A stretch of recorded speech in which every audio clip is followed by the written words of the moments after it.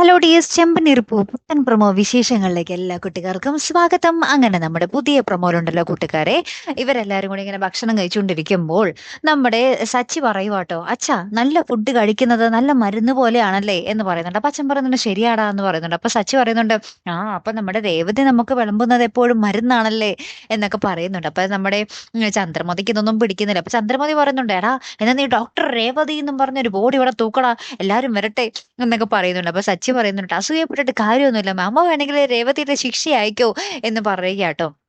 പിന്നീട് അപ്പുറത്ത് നമ്മുടെ പണയം വെക്കാൻ കൊണ്ടുപോകുന്നുണ്ടല്ലോ. അപ്പൊ അവരുടെ ചെറിയൊരു പ്രശ്നമൊക്കെ ആവുന്നുണ്ട്. ഈ സ്വർണം വിറ്റാൽ മാത്രമേ 5 ലക്ഷം രൂപയുടെ മുകളിൽ കിട്ടുള്ളൂ എന്ന് പറയുന്നുണ്ട്. അപ്പൊ ശ്രുതി ഇങ്ങനെ ഭയങ്കരമായിട്ട് നിൽക്കുന്നുണ്ട്. ഇനി ആ സ്വർണം കൊണ്ടുപോയി വിൽക്കുമോ എന്നുള്ളത് അറിയില്ല. ഏറ്റവും ലാസ്റ്റ് നമ്മുടെ ശ്രുതിയുടെ അടുത്തേക്ക് ഇങ്ങനെ വരുമ്പോൾ ഇങ്ങനെ പൈസയുടെ കാര്യമൊക്കെ പറയുമ്പോൾ ശ്രുതി പറയുന്നുണ്ട് കേട്ടോ, ശ്രുതി ഇങ്ങനെ പോകുകയാണെങ്കിൽ ശ്രുതി വലിയ ബിസിനസ്സുകാരനാവുമല്ലോ, ഏറ്റവും അടുത്ത് തന്നെ ആവുമല്ലോ എന്നൊക്കെ ഇങ്ങനെ ഭയങ്കര സന്തോഷത്തിൽ പറയുക. അപ്പൊ നമ്മുടെ ശ്രുതിക്കല്ലേ അറിയൂ സത്യാവസ്ഥ. അപ്പൊ ശ്രുതിക്ക് പെട്ടെന്ന് ഇങ്ങനെ എന്താ പറയാ, എക്കിട്ടം വരുന്നത് ഞെട്ടിയിട്ട് ചുമ വരുന്നതും ഒക്കെ ആയിട്ടുള്ള ഒരു കോമഡി ആയിട്ടുള്ള ഒരു നിമിഷങ്ങൾ തന്നെയാട്ടോ കൂട്ടുകാരെ നമുക്ക് ഏറ്റവും ഒടുവിൽ കാണുവാൻ സാധിച്ചതേ. ഇനി നമ്മുടെ രേവതിയുടെ സ്വർണം എടുത്ത കാര്യം രേവതിയും സച്ചിയും അറിയുമ്പോഴായിരിക്കും അടുത്ത പ്രശ്നം അല്ലെ. കാത്തിരുന്ന് തന്നെ കാണാം കേട്ടോ. അപ്പൊ അടുത്തൊരു വീഡിയോ വരുന്നത് വരയ്ക്കും ഗുഡ് ബൈ.